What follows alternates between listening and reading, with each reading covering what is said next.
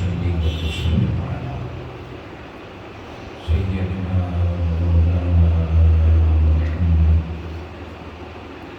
رسوله النبي الكريم الحليم الرؤوف الرحيم. أما بعد، أعوذ بالله من الشيطان الرجيم. بسم الله الرحمن الرحيم. النبي الأمي صدق الله مولانا العظيم. مولاي صل وسلم دائما أبدا أبدا أبدا على حبيبك خير خلق كلهم.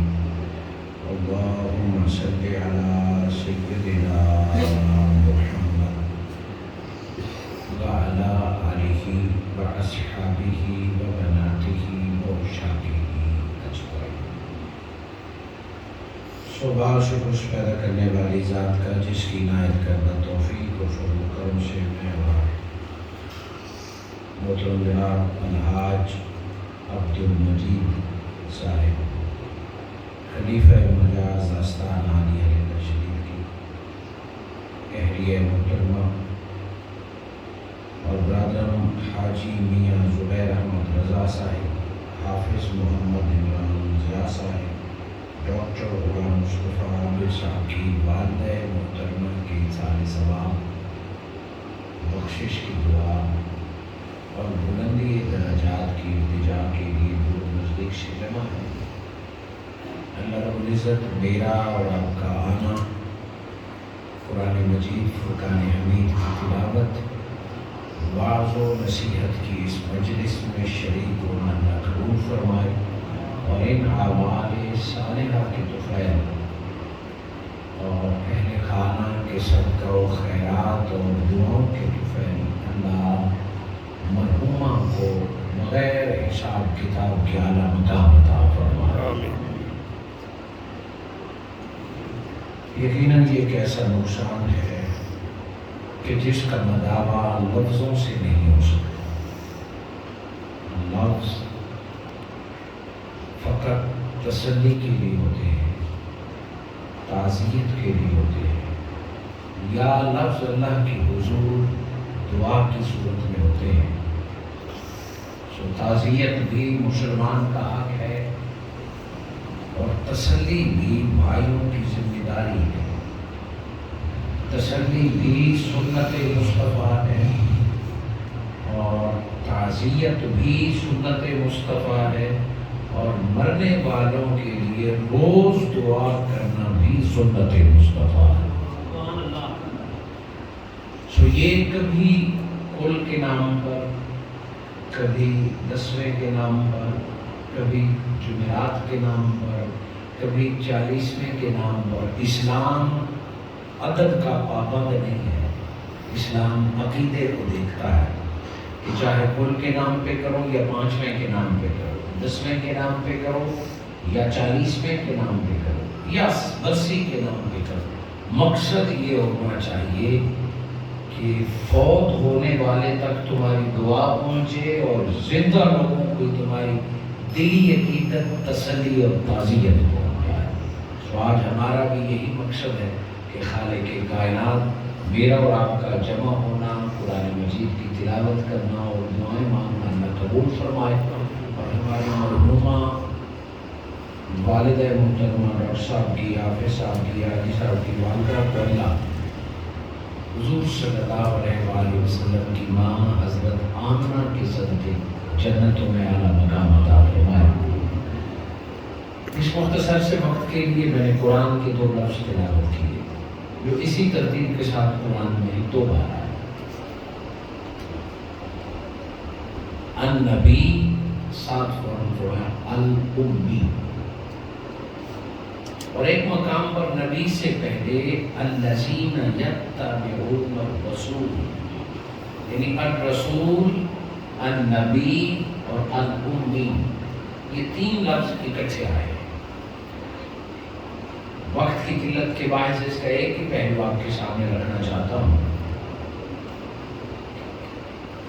النبی اور الامی یہ دونوں حضور صلی اللہ علیہ وآلہ وسلم یعنی اللہ کے پیغمبر کے ناموں میں سے 2 نام ہیں.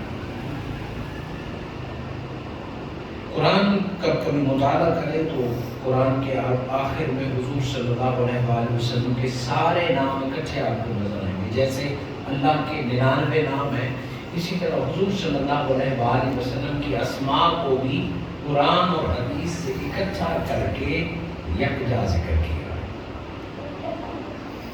کچھ نام ہم اپنی زبان میں رکھتے ہیں، اپنی اولاد کی بھی، اساتذہ کے بھی، دوست احباب کے بھی. ہم شیخ المشائخ، امیر، ہم صالح، ابن صالح، کچھ نام ہم خود رکھتے ہیں. بچوں کو کہہ دیتے ہیں خوبصورت ہے، سونا ہے، جمیل ہے. مگر حضور صلی اللہ علیہ وآلہ وسلم کے نام جو اللہ کی طرف سے ہیں وہ اسم باب مسمى ہے.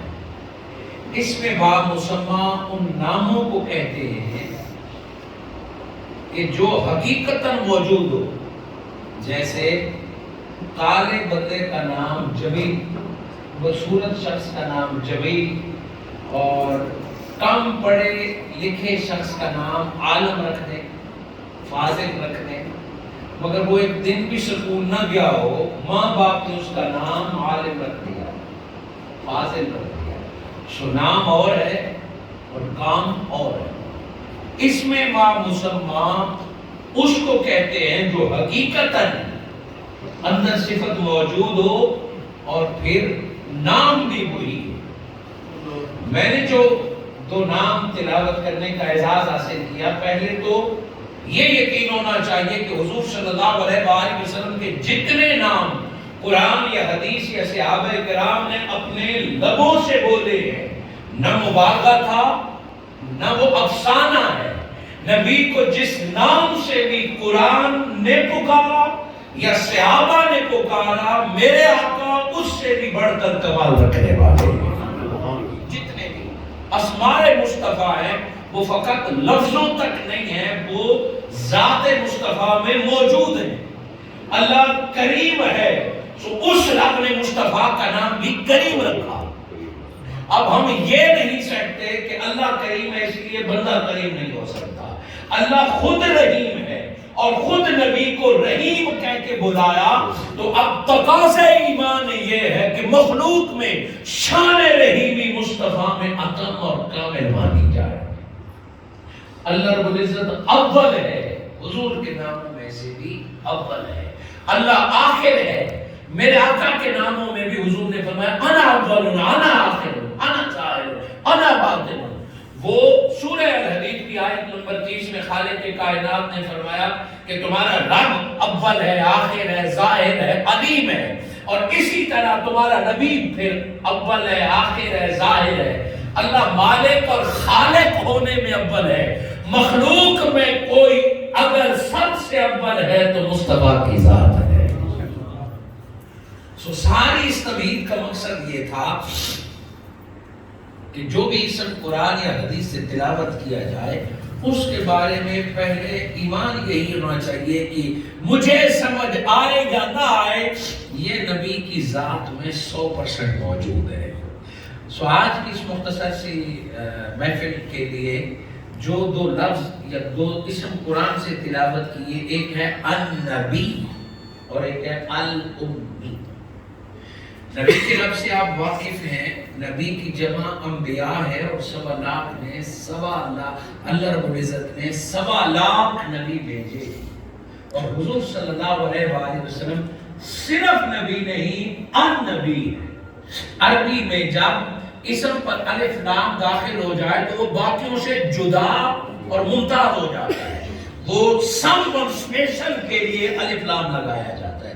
جیسے مدینہ اور المدینہ، نبی اور النبی.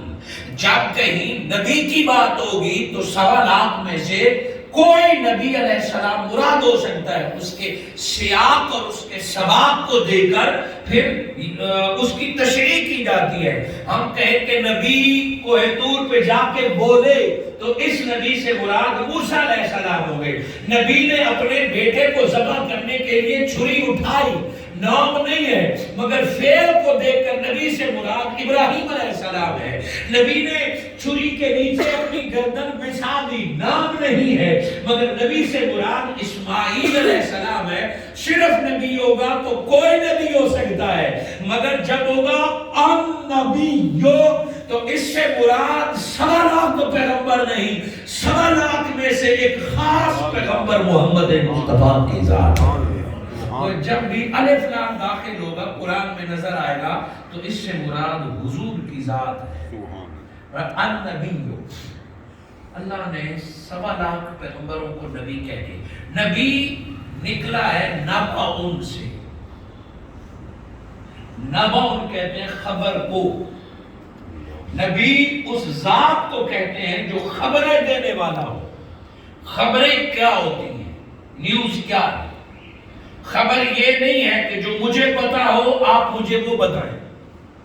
خبر کا معنی، خبرداری کا معنی یہ ہے جو مجھے پتا نہ تھا اور آپ نے مجھے بتایا۔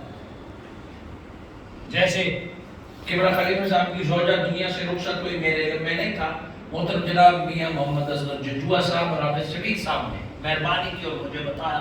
یہ میرے لیے خبر تھی، یعنی مجھے نہیں پتا تھا۔ آج بارش ہو رہی ہے کراچی میں، یہ آپ کے اور میرے لیے خبر ہے، یعنی جو پتا نہ ہو کوئی بتائے وہ خبر ہے۔ نبی اس ہستی کو کہتے ہیں جو ایسی خبر بتائے جس کا انسان کو پتا نہ ہو، اس کے اپنی بساط کی بات نہ ہو، اس کے اپنے حواس کی طاقت کی بات نہ ہو، اسی لیے نبأ خبر کو کہتے ہیں۔ اور عام اردو میں سمجھنا چاہیں تو جو تیرے میرے لیے غیب ہے، جس تک ہم نہیں پہنچ سکتے، جیسے اللہ ایک ہے، جنت ہے، دوزخ ہے، قبر ہے، قبر کی سزائیں ہیں، قبر کے بچھو ہیں، قبر کا آگ ہے، قبر میں جنت کی ہوائیں ہیں، جنت کے درجات ہیں۔ یہ انسانی علم، انسانی سائنس، انسانی سوچ، آنکھ، کان، ہاتھ جتنی طاقت لگا لیں قبر کے بچھو کا اندازہ نہیں ہو سکتا، قبر کی ہواؤں کا اندازہ نہیں ہو سکتا، دوزخ کی سزاؤں کا پتہ نہیں چل سکتا، جنت کے فرشتوں اور محلات کا پتہ نہیں چل سکتا، اللہ کے ایک ہونے، اللہ کے خوش ہونے، اللہ کے ناراض ہونے، ان باتوں میں انسان کی طاقت نہیں ہے۔ رب فرماتا ہے ایسا بندہ جو ایسی اطلاعات کے لیے میں چن لیتا ہوں اس کو میں نبی کہتا ہوں۔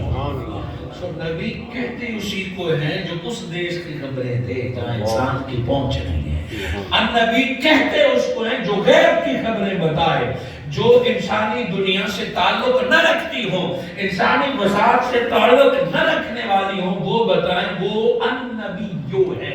وہ نبی سورس آف نالج میں سب سے ٹاپ ہے۔ اب وہ علم نبی کو وحی کے ذریعے آئے، القاء کے ذریعے آئے، یا نبی کو نگاہ کے ذریعے ملی۔ تیری میری نگاہ دیوار کے پیچھے نہیں دیکھ سکتی، اور نبی کی نگاہ کو رب نے کمال عطا فرمایا ہے، وہ جنت اور دوزخ کو زمین پر بیٹھے ہوئے دیکھ لیتی ہے۔ امام بخاری کی صحیح روایت کے مطابق وہ زمین پر بیٹھے ہوئے دوسرے شہر میں دیکھ لیتی ہے کہ کیا حالات ہے۔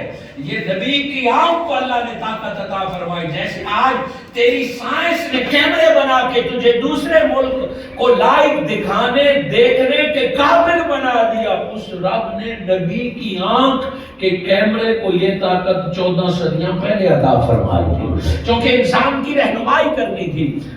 النبیو، آپ اس کا شارٹ معنی سمجھیں کہ وہ ہستی جو علم کا، نالج کا سورس ہو، خود بھی اس کے پاس علم ہو، اور وہ علم کے ذریعے لوگوں کی رہنمائی کرنے کے لیے آئے، اس کو نبی، اور جو سب سے زیادہ جاننے والا ہو مخلوق میں اس کو النبی کہتے ہیں۔ آپ حیران ہوں گے کہ اتنی تفصیل کی اس کی کیا ضرورت ہے، اس لیے کہ اس کا اگلا لفظ حیران کرنا ہے۔ النبی الامی، امی عربی میں کہتے ہیں ان پڑھ۔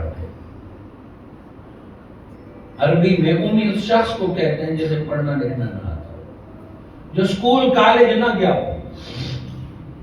امیون، قرآن اس قوم کو جس کا علم کے ساتھ تعلق نہ ہو، جس کا مدرسے اسکول جانا آنا نہ ہو، اس کو امیون، ایسی قوم جو ان پڑھ ہو اس کو امی قوم کہتے ہیں۔ اب کئی لوگوں نے ترجمہ کیا ان نبی الامی، ایسا نبی جو ان پڑھ ہے، معاذ اللہ استغفر اللہ۔ یہ دو معنی ایک دوسرے کے متضاد ہیں۔ لفظ کا تو یہی معنی ہے، عربی میں ایک لفظ کا معنی ہوتا ہے اور وہ کئی جگہوں پر استعمال ہوتا ہے۔ جیسے ہم اردو میں بزرگ، کبھی ہم بوڑھے کو بزرگ کہتے ہیں، کبھی نیک کو بزرگ کہتے ہیں، کسی کا نام رات ہو گیا تو بزرگ ہو۔ عربی میں بھی اسی طرح ایک لفظ اپنے محل کے مطابق کئی جگہوں پر استعمال ہوتا ہے۔ ایک لفظ کئی معنی میں استعمال ہوتا ہے، اس میں یہ ضد نہیں کرنی ہوتی کہ فلاں جگہ تو صلاۃ کا معنی نماز تھا، یہاں درود کیوں ہے؟ یہاں نماز درود ہے، وہاں دعا۔ لفظ صلاۃ ہے، کسی جگہ اس کا معنی ہے نماز، کسی جگہ اس کا معنی ہے قرآن میں درود، کسی جگہ صلوات من ربہم اس کا معنی ہے دعا۔ یوں لفظ صلاۃ کے 20 معنی ہیں۔ اسی طرح لفظ امی اس شخص کو کہتے ہیں جو لکھنا بھی نہ جانتا ہو، پڑھنا بھی نہ جانتا ہو۔ اب اس ترتیب کے ساتھ کچھ تراجم اور کچھ لوگوں سے جب سنتے ہیں النبی الامی اور وہ نموذجہ بیان کرتے ہیں کہ نبی صلی اللہ علیہ وآلہ وسلم نبی بھی ہیں، ان پڑھ بھی ہیں، یہ دو چیزیں اکٹھی نہیں ہو سکتی۔ ان پڑھ نبی تو نبی ہے، ولی بھی نہیں ہو سکتا۔ ولی کو بھی جب اللہ ولایت عطا فرماتا ہے تو پہلے اسے علم عطا کرتا ہے۔ بے شک ولی مدرسے نہ گیا ہو، مگر جب اسے رب اپنا ولی چن لیتا ہے تو اس کو شرح صدر اور سینے میں بے پناہ علم عطا فرماتا ہے۔ سو کئی لوگوں کو آپ نے دیکھا ہوگا کہ مدرسے اسکول نہیں گئے، مگر جب رب انہیں چن لیتا ہے وہ ایسی گفتگو کرتے ہیں کہ لوگوں کی زندگی بدل دیتے ہیں۔ وہ ایسی گفتگو کرتے ہیں کہ ڈاکوؤں کو نمازی بنا دیتے ہیں، شرابیوں کو قرآن کا حافظ بنا دیتا ہے۔ یہ رب علم کا نور عطا فرماتا ہے تو اور پاسبل کہ ایک نبی اور اس کے پاس علم نہ ہو، وہ ان پڑھ ہے، یہ دو متضاد چیزیں ہیں۔ امی کا یہ معنی ضرور ہے کہ جسے لکھنا پڑھنا نہ آتا ہو۔ سو یہ ترجمہ کریں گے کہ میرا مصطفیٰ وہ نبی ہے جو لکھنے سیکھنے کسی سے نہیں گئے، پڑھنے کسی سے نہیں گئے، کیونکہ ظاہری طور پر حضور صلی اللہ علیہ وآلہ وسلم نہ کسی استاد کے پاس گئے، نہ کسی مدرسے کے پاس گئے، نہ آقا سے کسی نے قلم پکڑ کے سیکھنا، نہ حضور نے کسی سے کاپی کتاب، کسی شاعر، کسی ادیب، کسی استاد کے پاس لکھنے پڑھنے نہیں، سیکھنے نہیں گئے۔ 40 برس تک لوگ یہی سمجھتے رہے کہ عبداللہ کے اس بیٹے محمد مصطفیٰ نے بچپن میں بکریاں چرائی، پھر کاروبار کیا، ان کو کوئی تعلیم سے پتہ نہیں ہے، ان کو لکھنے پڑھنے کا کوئی پتہ نہیں۔ دنیا دنگ اور حیران رہ گئی کہ عرب جس کو ان پڑھ سمجھتی تھی، جس کو سمجھتی تھی کہ انہیں پڑھنا لکھنا نہیں آتا، 40 برس کی عمر میں جب اعلان نبوت فرمایا تو ساری کائنات کو عالم بنا کے چلے گئے ہیں۔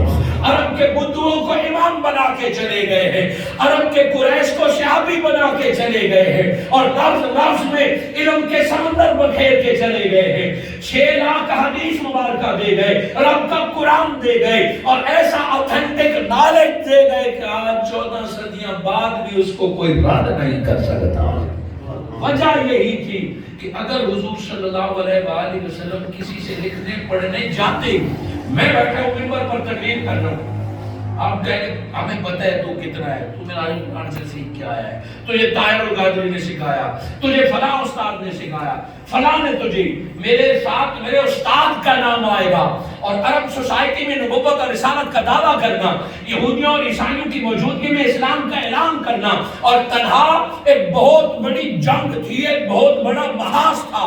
اگر حضور پہلے کسی سے سیکھنے جاتے، کسی سے پڑھنے جاتے تو الزام لگتا اسی بندے نے پٹی پڑھائی ہے، اسی نے سکھایا ہے کہ یوں نبوت کا دعویٰ کرنا، یوں لکھنا سکھانا، منہ بند کرنے کے لیے کہ زمین پر جس نے کسی سے نہیں سیکھا رب نے سکھا کے زمین پر بھیجا ہوا ہے۔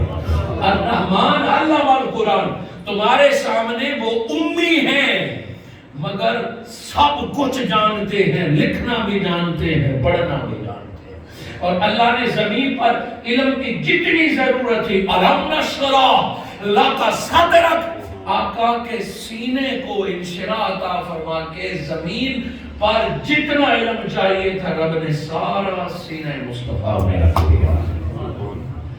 یہاں تک جب بات کلیئر ہو گئی ہے شان مصطفیٰ کی، ذرا برابر بھی جس کو حضور کے علم میں شک ہو وہ نبوت اور رسالت کو سمجھا ہی نہیں ہے، وہ ایمان کے معنی کو سمجھا ہی نہیں ہے. مگر ساتھ عقیدے کی اصلاح کی بات یہ ہے کہ یہ سب کچھ اللہ نے دیا ہے، نہ کسی مدرسے نے، نہ کسی استاد نے، نہ اپنے تجربے نے. مصطفیٰ کے پاس جو کچھ ہے وہ رب کی عطا ہے، وہ رب کا خاص کرم اور فضل ہے، حضور کو دیا. اور میرے آقا نے کبھی دنیا، کبھی آنے والی صدی، کبھی قبر، کبھی حشر، کبھی جنت، موقع پر جوں اس سینے سے نکال کے امت کو علم عطا فرمایا. بیماریاں آج پیدا ہو رہی ہیں، احتیاطی تدابیر 14 صدیاں مصطفیٰ پہلے بتا گئے ہیں. تکالیف آج ہو رہی ہیں، دوائیں محمد مصطفیٰ پہلے بتا گئے ہیں. فتنے آج پیدا ہو رہے ہیں قرب قیامت کے، اور ان کی پیشن گوئی اور ان سے بچنے کا طریقہ مصطفیٰ پہلے بتا گئے ہیں. دجال ابھی آیا نہیں ہے، محمد مصطفیٰ پہلے بتا گئے ہیں. عیسیٰ علیہ السلام کیسے آئے گا، محمد مصطفیٰ پہلے بتا گئے ہیں. یہ سارا وہ علم ہے جو رب نے نبیوں کے سردار کی حیثیت سے حضور کو عطا فرمایا. استاد مکرم ڈاکٹر محمد طاہر القادری مدث اللہ علیہ اس لفظ کی تشریح فرماتے ہیں کہ اللہ نے نبی کو امی کیوں کہا. امی کا ایک معنی تو ہے جسے لکھنا پڑھنا نہ آتا ہو، مگر یہ نبی کے شان کے خلاف نہیں. آئیے آج اس مختصر سے وقت کے لیے جس ماں کے نشان ثواب کے لیے میں نے یہ لفظ چنا ہے، امی وہ پیارا لفظ ہے.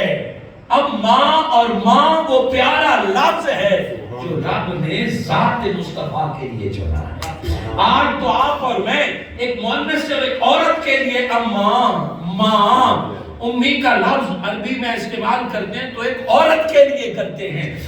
رب نے امی کا لفظ محمد مصطفیٰ کے لیے چنا ہے. کبھی آپ موازنہ کریں کہ ہم تو ماں کو ماں کہتے ہیں، ماں کو کہتے ہیں، رب نے مصطفیٰ کو کیوں کہا ہے؟ رب نے مرد کا نام کیوں رکھا ہے؟ امی، النبی الامی. حضور شیخ الاسلام ڈاکٹر محمد طاہر القادری مدث اللہ علیہ اس لفظ کی تشریح فرماتے ہیں کہ کہتے ہیں اصل کو، کہتے ہیں جڑ کو. درخت زمین پر نظر آتا ہے، پتے زمین پر نظر آتے ہیں، پھل زمین پر نظر آتا ہے. کوئی پوچھے اس پھل کی مٹھاس کیوں ہے، کوئی پوچھے اس درخت کی ہریالی کیوں ہے، کوئی پوچھے اس درخت کا قد کیوں ہے. قد دیکھ لو، پتے دیکھ لو، پھول دیکھ لو، پھل دیکھ لو، تمہیں جو پسند آئے یہ تیری طبیعت ہے. مگر یہ یاد رہے پھل ہو، پھول ہو، پتے ہو، اس میں سارا کمال اس جڑ کا ہے، اس کا ہے جو نظر نہیں آ رہی ہے. تمہارے سامنے اسلام ہے، تمہارے سامنے قرآن ہے، ایمان ہے، کعبہ ہے، جہاد ہے، مسجد ہے، روزہ ہے، حج ہے، زکوٰۃ ہے، جنت ہے، توحید ہے. جو کچھ تمہیں پسند آئے، توحید پسند آئے تو توحید کے جام پینا، قرآن پسند آئے تو قرآن پڑھنا، نوافل پسند آئے تو نوافل پڑھنا. اے امت محمدی، تمہیں اسلام کا جو پہلو نظر آئے اس پہ عمل کرنا، مگر نماز پڑھتے وقت خیال رہے نماز عبادت رب کی ہے مگر اس کی جڑ بھی مصطفیٰ کی ذات ہے. حج عبادت رب کی ہے مگر جڑ مصطفیٰ ہے. قرآن کلام رب کا ہے مگر اثر مصطفیٰ ہے. جڑ کاٹ دو گے نا تو درخت پھل نہیں دیتے، جڑ کٹ جائے تو پھول نہیں کھلتے.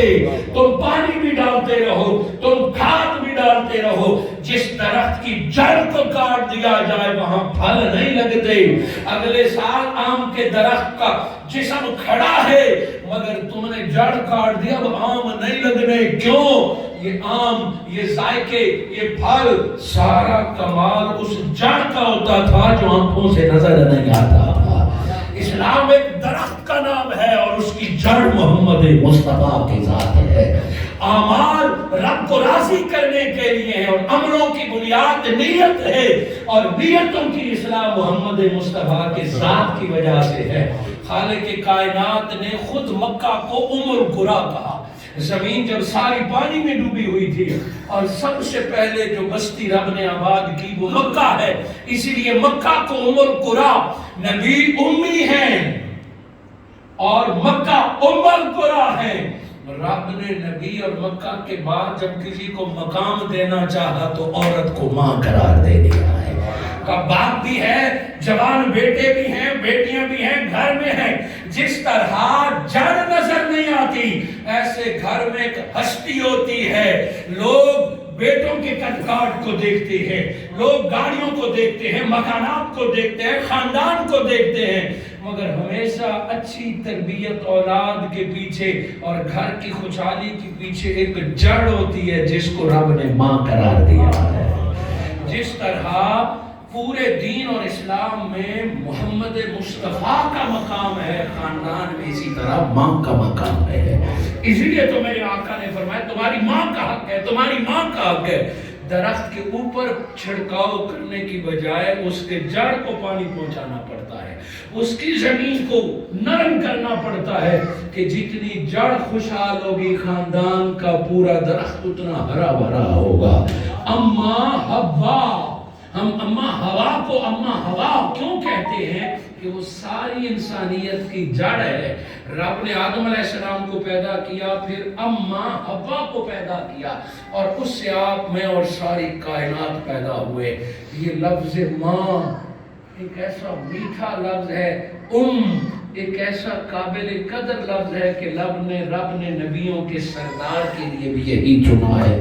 کہ دیکھو جو رب نے نبیوں کے سردار کے لیے لفظ چنا ہے، وہ اگر ایک عورت کے لیے ہو جائے تو اس کا کوئی مقام تو ہوگا۔ ماں وہ ہستی ہے جو رب کو بھی پیاری ہے۔ اللہ رب العزت نے ویسے تو خاتون کو ہر صورت میں ایک مقام عطا فرمایا، مگر خاتون کو اللہ رب العزت نے نبوت نہیں دی۔ کوئی خاتون نبی اور رسول نہیں ہوئی۔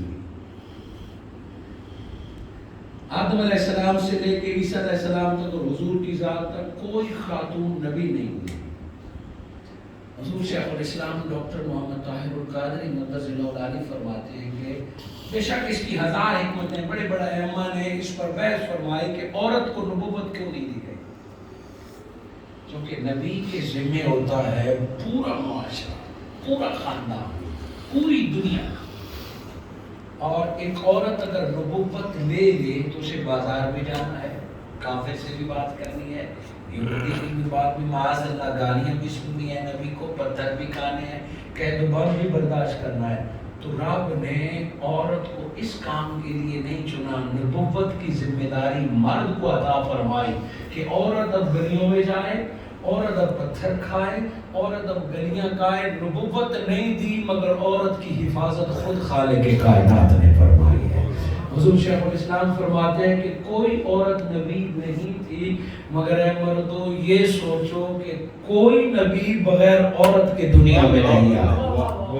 آدم علیہ السلام کے علاوہ اللہ نے فرمایا عورت تجھے اللہ اتنی عزت دے گا کہ تو نبی نہیں ہوگی، نبی پیدا کرنے والی ہوگی، نبیوں کی بھی تو ہوگی، کہ نبی ہوگا، اور نبی کی جو ماں ہوگی وہ کبھی مریم ہوگی، کبھی ہاجرہ ہوگی، کبھی آمنہ ہوگی۔ یوں نبی نہیں ہوگی، مگر جب عیسیٰ کا نام لیا جائے گا ساتھ مریم کا خود بخود نام آتا رہے گا۔ کبھی اسماعیل علیہ السلام کا نام ہوگا تو ساتھ اماں ہاجرہ کا نام ہوگا، اور جو محمد مصطفیٰ کا نام آگا حضرت آمنہ کے خود نعتیں پڑھی جاتی شروع ہو جائے گی۔ اللہ رب العزت نے ماں کو اس عظیم ذمہ داری کے لیے چنا کہ وہ گھر ماں کی کائنات ہوتی ہے۔ جس دن سے کوئی عورت ماں بنتی ہے اس کی زندگی کی ترجیحات بدل جاتی ہے، اس کا جینا مرنا اٹھنا سب کچھ اولاد کے لیے ہو جاتا ہے۔ وہ خالق کائنات نے اس کے لیے چنا ہے، اور ماں کا کیا مقام ہے یہ بارہا آپ نے سنا، مگر اس ایک روایت کو جس دل سے میں نے سنا ہے لفظ نہیں ملتے ماں کی شان میں تشریح کرنے کے لیے۔ حضور صلی اللہ علیہ وآلہ وسلم نے صحابہ کرام کو حکم دیا تھا کہ بلی مسجد میں آئے تو نکال دینا، اور صحابہ نے چھڑیاں رکھی ہوتی تھی کہ جو ہی بلی مسجد نبی یا کسی مسجد میں آتی وہ بھگا دیتے تھے تاکہ کوئی خرابی نہ کرے، کوئی گندگی، کوئی ہڈی نہ لے آئے، کوئی پیشاب پخانہ نہ کرے۔ جو ہی بلی داخل ہوتی، چونکہ نبی کو حکم تو بلی کو مسجد سے باہر نکال۔ ایک دن حضور تشریف فرما ہے اور صحابی بھی بیٹھے ہیں، ایک بلی سامنے آئی تو صحابی رسول اٹھے، میرے آقا نے فرمایا ہاں اسے کچھ نہیں کہا۔ اللہ، پہلا حکم تھا کہ بلیوں کو بھگاؤ، مسجد سے نکالو، فرمایا اسے کچھ نہیں کہنا۔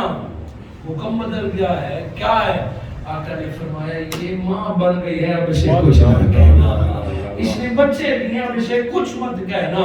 اور ماں بننا ایک ایسا تھا کہ حضور نے بلی کے ساتھ بھی رعایت فرمائی ہے، اور وہ ماں کی صدا تھی کہ چڑیا حضور کے پاس آئی، یا رسول اللہ میرے بچے کسی نے گھونسلے سے اتار لیے ہیں، میرے انڈے یا بچے کسی نے اتار لیے ہیں، اور وہ رحمت للعالمین تھے۔ میرے آقا نے فرمایا کون ہے جس نے اس ماں سے بچے چھینے ہیں، اس چڑیا سے انڈے چھینے ہیں؟ میں محمد اپنی جگہ پہ بیٹھوں گا نہیں جب تک اس کے بچے واپس نہ کیے جائیں۔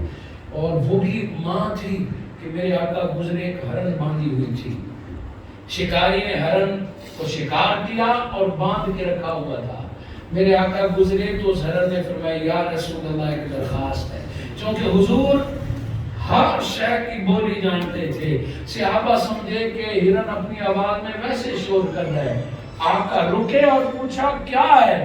فرمایا اس شکاری نے میرا شکار کیا ہے، میری ضمانت دیجیے، مجھے چھوڑیے۔ حضور نے فرمایا شکار تو جائز ہے، اس نے اپنی ضرورت کے لیے کیا ہے۔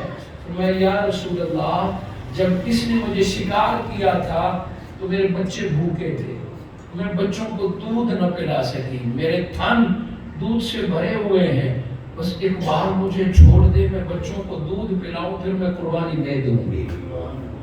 آقا نے فرمایا واپس آؤ گی؟ فرمایا آپ میری ضمانت دے دیں، میں واپس آؤں گی۔ شکاری کو جب کہا، شکاری جانتے ہیں کہ ایک شکار ہاتھ سے نکل جائے پھر واپس نہیں آتا، مگر اس شکاری نے حضور کی بات سنی، فرمایا یا رسول اللہ گیا ہوا شکار کبھی واپس نہیں آتا، مگر آپ ضمانت دیتے ہیں تو چھوڑ دیجئے۔ میرے آقا نے بندھی ہوئی ہرن کو چھوڑا، وہ ایک ماں تھی، تڑپ رہی تھی کہ بچوں کو دودھ پلائے۔ حضور نے اس کی رسی کھولی، وہ گئی جنگلوں میں گم ہو گئی، لگا یوں کہ اب کبھی بھی واپس نہیں پلٹے گی، مگر مقررہ وقت تھوڑی دیر گزرا، وہ وقت پورا ہو گیا، تھوڑی تاخیر ہو گئی، وہ ہرن حضور کی بارگاہ میں آئی، کہ دیر سے کیوں آئی ہے؟ یہاں خدشہ پیدا ہو گیا کہ تو نے نبی سے وعدہ نہیں کیا، دیر سے کیوں آئی ہے؟ فرمایا یا رسول اللہ بچوں کو دودھ پلایا، واپس آنا چاہتی تھی، تو مجھے اپنی قوم کی باقی ہرنوں نے پوچھا کیوں جاتی ہو؟ تو کہا میں شکار ہو گئی ہوں، میں پکڑ لی گئی ہوں۔ کہا کیوں؟ تم واپس آ گئی ہو، تم نہ جاؤ جنگل میں گم ہو جاؤ۔ کہا کسی عام شکاری کے ہاتھ سے نکلی ہوتی تو گم ہو جاتی، میں اللہ کے نبی سے واپسی کا وعدہ کر لائی ہوں۔ اللہ کے نبی نے مجھے بچوں کو دودھ پلانے کے لیے چھوڑا تھا، اسی لیے میں نے واپس جانا ہے۔ کہتے ہیں کہ جب پورے جنگل کے ہرنوں نے یہ سنا تو انہوں نے کہا اگر بات ایسی ہے کہ نبی نے رحمت للعالمین نے کہ جنگل کی ماں پر اتنی مہربانی کی ہے تو پھر تو کیوں جائے گی؟ ساری ہرن نبی کے قدموں میں جائے گی۔ میں یا رسول اللہ پیچھے نظر اٹھا کے دیکھیے، اس پہاڑ کی ساری ہرن جمع ہو کے آپ کی خدمت میں آ گئی ہے کہ اس بندے نے ایک کو چھوڑا تھا، ہم ساری قربان ہونے کے لیے تیار ہے۔ یہ کیفیت دے کر وہ شکاری بھی مسلمان ہو گیا۔ اور ایک ماں کی عظمت، حاضرین مکرم، ماں جس حال میں بھی ہو، جیسے اللہ رب العزت نے ایک ترتیب بتائی کہ وعبد اللہ، اللہ کی عبادت کرو اور اللہ کے ساتھ کسی کو شریک نہ کرو، اور پھر اپنے والدین کے ساتھ احسان کرو۔ جس طرح اللہ رب العزت اپنے بعد والدین کی خدمت کا حکم دیتے ہیں، اسی طرح کبھی ماں باپ سے پوچھئے کہ وہ اللہ کی عبادت کے بعد اپنی قبر اور جنت سے بڑھ کر بھی اولاد کا خیال رکھتے ہیں، اپنے آرام و سکون سے بڑھ کر بھی اولاد کا خیال رکھتے ہیں، اپنا تن من دھن اولاد کی خاطر قربان کرنے کے لیے ہر وقت تیار ہوتے ہیں۔ یہ جذبہ اللہ نے ماں باپ کے دلوں میں رکھا، اور پھر قربانی کا جذبہ ماں کے دل میں پہلے سے زیادہ رکھا ہے۔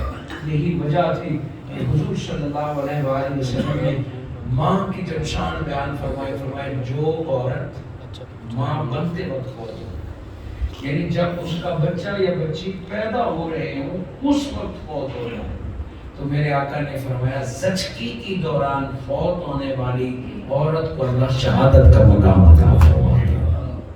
اگر اس وقت وہ فوت ہو جائے تو وہ شہید ہے، اور 9 ماہ وہ حاملہ رہتی ہے، اللہ ہر لمحے کے بدلے مقبول نوافل کا اجر و ثواب عطا فرماتا ہے۔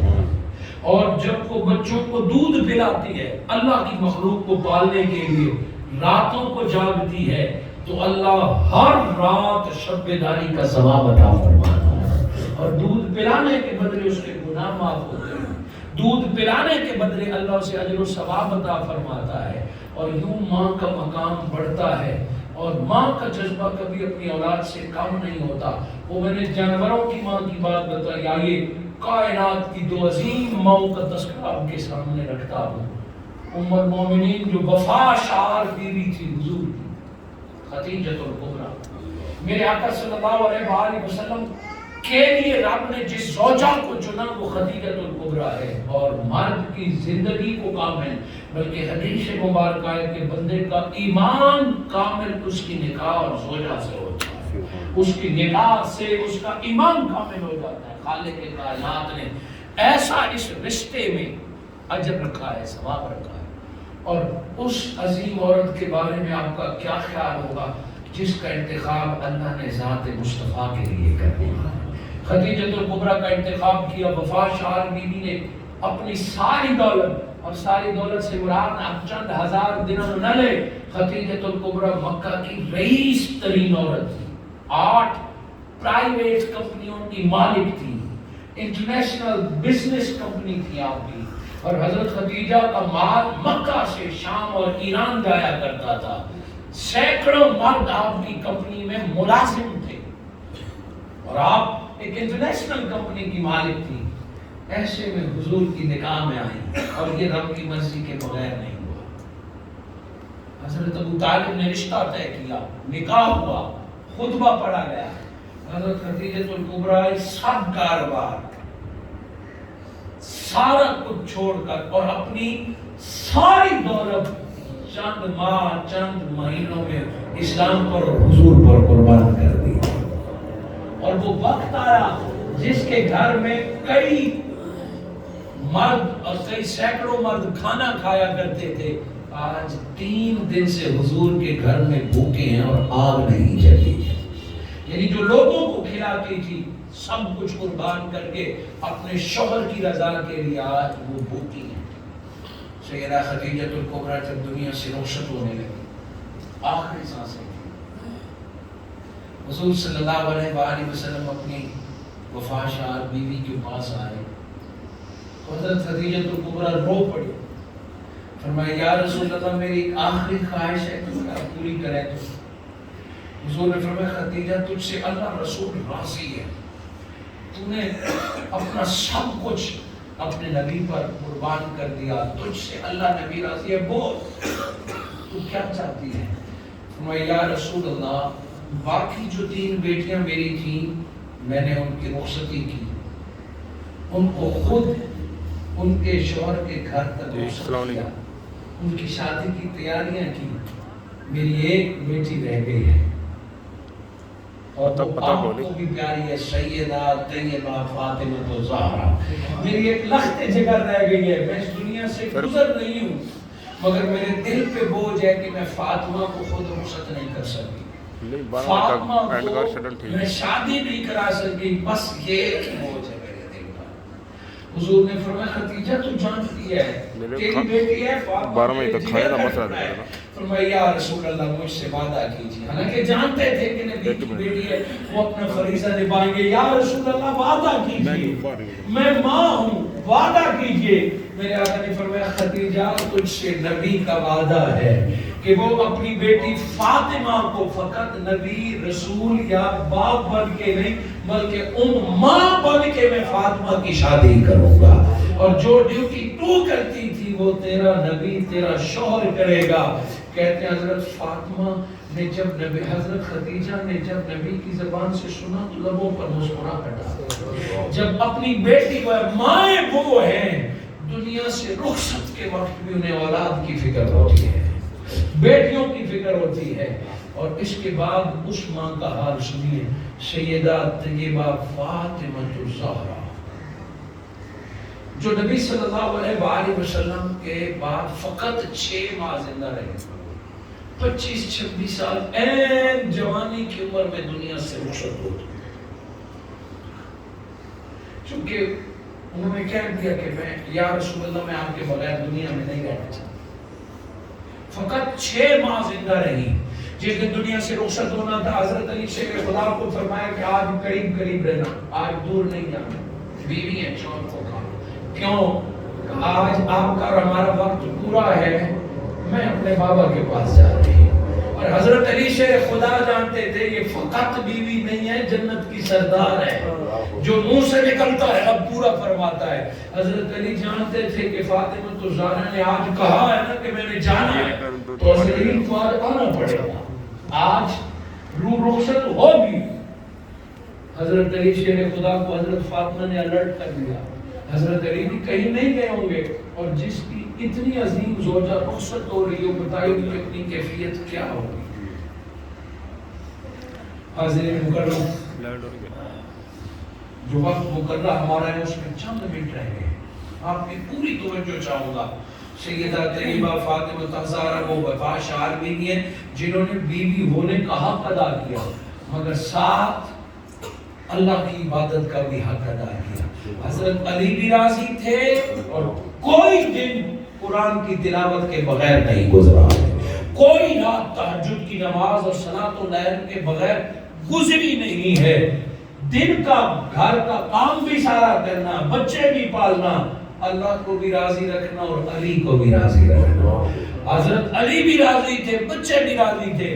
آج جب دنیا سے رخصت ہونے لگی ایک عظیم بیوی، ایک عظیم ماں، حضرت علی شیر خدا کو بتایا، مگر حضرت علی حیران ہوئے کہ حضرت فاطمہ الزہرا نے جو یا گندم نکالی اور چکی میں ڈالی. یہ بڑا مشکل کام ہوتا ہے کہ جو یا گندم نکال کے چکی پیسنے لگی. حضرت علی نے فرمایا فاطمہ ادھر تم کہتی ہو کہ تمہارے جانے کا وقت ہے، ادھر تم نے چکی نکال کے پیسنا شروع کر دیا، یہ کیا معاملہ ہے؟ سنیے ایک ماں کے لفظ. سیدہ طیبہ فاطمہ الزہرا نے فرمایا علی میں جانتی ہوں کہ پالنے والا رب ہے، اور بعد میں میرے بابا کی امت میری اولاد سے محبت بھی کرے گی، کھلائے گی، پلائے گی، مگر میں ماں ہوں. میری خواہش ہے کہ آخری دن بھی اپنے ہاتھ سے آٹا پیس کر کھانا بنا کر حسن اور حسین کو کھلا کے جاؤں. میں آخری دن بھی بچوں کو اپنے ہاتھ سے کھلاتے جانے چاہتی ہوں. حضرت علی اس محبت کے سامنے چپ کر گئے. اور یہ وہ زمانہ تھا پانی مشکل سے ملتا تھا اور کپڑے ایسے نفیس نہیں ہوتے تھے، موٹے کپڑے ہوتے تھے جنہیں دھونا مشکل ہوتا تھا. کپڑے دھوتے وقت خواتین کے ہاتھ سے چمڑا اتر جاتا تھا. آخری دن ہے، سیدہ طیبہ فاطمہ الزہرا نے کپڑے جمع کیے اور دھونے لگ گئی، پانی کا بندوبست کیا. حضرت علی شیر خدا نے فرمایا یہ کیا ہے؟ فرمایا علی آخری دن بھی نا حسن و حسین کو ماں بن کے اپنے ہاتھ سے صاف کپڑے پہنانا چاہتی. یہ وہ ماں تھی جو آخری سانس میں بھی اپنی اولاد دی اور قیامت تک آنے والی ماؤں کو ایک معیار دے گئی. اور پھر جب سارا کام کر گئے فرمایا علی بچوں کو باہر لے جاؤ، میں نے تیاری کرنی ہے. اور وہ تیاری کیا تھی؟ اس ماں نے پہلے اپنا غسل کیا، پھر اپنے لیے جنازے کی چارپائی تیار کروائی. کہ اس طرح پردے میں لے جانا ہے، پھر خود نئے کپڑے بطور کفن پہنے اور خود چارپائی پہ لیٹ کر کے کہتی ہیں کہ علی سے اجازت بھی لینا اور اسے کہنا کہ نبی کی بیٹی نے غسل بھی کر لیا ہے، کفن بھی پہن لیا ہے اور اپنے جنازے کی چارپائی بھی تیار کر لی ہے، کسی کو چھونے کی اجازت نہیں ہے، اور میرا جنازہ بھی نکلے تو رات کے اندھیرے میں نکلے، کوئی میرے جنازے کی چارپائی کو نہ دیکھے۔ کوئی ماں رہتی دنیا تک ماں اور بیٹوں کو ایک مقام دکھا گئی ہے۔ حاضرین مکرم، آج جب بھی کوئی ماں اپنا حق ادا کرتی ہے تو اللہ رب العزت حضرت خدیجہ الکبریٰ، فاطمہ الزہرا اور ام سلمہ کا فیض انہیں عطا فرماتا ہے۔ یہی بات ہے کہ خالق کائنات نے ایک گھر میں ماں کو جڑ کی حیثیت عطا فرمائی ہے کہ جس گھر میں ماں ہو وہاں برکتیں ہوتی ہیں۔ اور بات ختم کرتے ہیں، وقت پورا ہے۔ آج میرے اور آپ کے پاس اگر ماں باپ کی نعمت ہے، میں اور آپ پیدا ہوئے تو زمین پر سب سے بڑا تحفہ وہ والدین کی صورت میں ہے کہ پہلے والدین ہمارے لیے تحفہ ہیں کہ جب پلے بڑے جوان ہو جائیں تو رب نے دعا سے کہا یہ قل رب ارحمہما کما ربیانی صغیرا، یہ آیت بتاتی ہے کہ اے بیٹے اے بیٹی، بڑھاپے میں ماں باپ کا تو نے ایسے خیال رکھنا ہے جیسے دودھ پیتے وقت تیری ماں خیال کیا کرتی۔ ایک معیار دیا ہے کہ اولاد ایسے ماں باپ کی خدمت کرے جیسے ماں دودھ پیتے بچوں کی کرتی ہے۔ ارے اولاد کے پیشاب سے ماں کے کپڑے خراب ہو جائے، ماں برا نہیں کہتی، ماتھے پر بل نہیں آتا۔ اولاد کی وجہ سے ماں کی نیند خراب ہو جائے، ماں محلے میں شکوے نہیں کرتی کہ میرا بچہ راتوں کو جاگ کر میری نیند خراب کرتا ہے۔ اولاد کی وجہ سے باپ جنگلوں میں مزدوری کرتا ہے، دنیا کو نہیں بتاتا کہ میں بچوں کی فیس کے لیے جی سعودیہ گیا تھا، بچوں کو پالنے کے لیے میں پردیس گیا تھا، وہ احسان نہیں کرتے۔ تو اے نوجوان، تو کیوں شکوے کرتا ہے؟ تیری ماں نے تیرے بہانے اور پیشاب اور رات جگانے کا شکوہ کسی نے نہیں کیا۔ آج تیرے بوڑھے باپ نے تجھے ڈانٹا اور تو محلے میں شکوے کرتا ہے کہ باپ مجھے گھر میں نہیں دیکھ سکتا، میری ماں میری بیوی سے لڑتی ہے، میری ماں مجھے تنگ کرتی ہے۔ وہ کرے بھی صحیح، وَلَا تَقُلْ لَهُمَا أُفٍّ، جیسے بچپن میں تو کرتا تھا وہ خاموش ہوتے تھے، اب تیرا ایمان تب پورا ہوگا۔ بوڑھے ماں باپ جو کرے اگر تو نے سہ لیا تو جنت رب تجھے عطا فرما دے گا۔ اس نیت سے بوڑھے ماں باپ کو دیکھیں گے کہ میں نے بدلہ چکانا ہے، جیسے بچپن میں کھلونے کے لیے، چاکلیٹ کے لیے، سیر کے لیے میں ضد کرتا تھا، روتا تھا، اور ماں باپ مجھے ہر حال میں راضی کر رہے تھے۔ اگر ایک یہ دونوں بڑھاپے میں مل گئے تو دوستو یہ غنیمت ہے۔ خدمت ماں کی کرو رب راضی ہو جاتا ہے، خدمت باپ کی کرو رب راضی ہوتا ہے۔ مجھے یہ جملہ کہنے میں کوئی شک نہیں کہ ماں باپ کی خدمت عبادت اللہ کی ہے، کہ خدمت ماں باپ کی کرو، ثواب عبادت کا ملتا ہے کہ جس نے اللہ کی عبادت کی۔ اور تک کہ ماں باپ گناہگاروں خطاکاروں اولاد کو اس سے سروکار نہیں ہے کہ باپ نماز نہیں پڑھتا اس لیے میں خدمت نہیں کرتا، ماں روزے نہیں رکھتی اس لیے میں۔ ماں باپ غیر مسلموں اولاد کا حق کی خدمت پھر بھی بحال ہے۔ ہم تو اس لیے ماں باپ سے تعلق توڑ دیتے ہیں کہ میرے بچوں، میری بیوی، میرے سسرال سے تعلق نہیں، میں نے گھر علیحدہ بنا لیا، میری زندگی ڈسٹرب کرتے ہیں۔ کہا یہ تو تھوڑی سی بات ہے، والدین دین پر بھی نہ ہوں تو پھر بھی اولاد کو چھوڑنے کا حق نہیں ہے۔ کہ والدین کافر بھی تھے پھر بھی صحابہ نبی کو حکم دیتے تھے کہ جاؤ والدین کی خدمت کرو۔ حاضرین مکرم، معاشرہ روح کا سوال ہے، قدریں مٹ رہی